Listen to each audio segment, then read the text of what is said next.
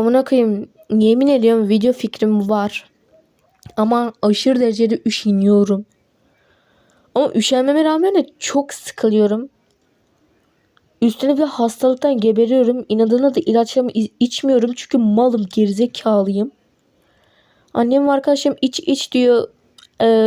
Annemin dediğine göre neymiş, ciğerlerimi işlerse ölüme kadar gidermiş. Yani doktor demiş annemin dediğine göre. Yani pek inanmıyorum ama. Arkadaşlarım iç diyor, ben siklemiyorum yani. Öyle. Habire aynı döngü uygulama olarak. Sabahtan beri zaten TikTok'tayım. Bir kez Friday Night Funkin'e girdim. Başka bir şeye girmedim. Neyse, ben bisiklet alıp gidiyorum. Bay bay.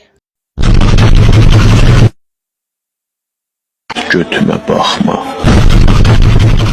Bir dakika kafamda kentsel dönüşümler içimde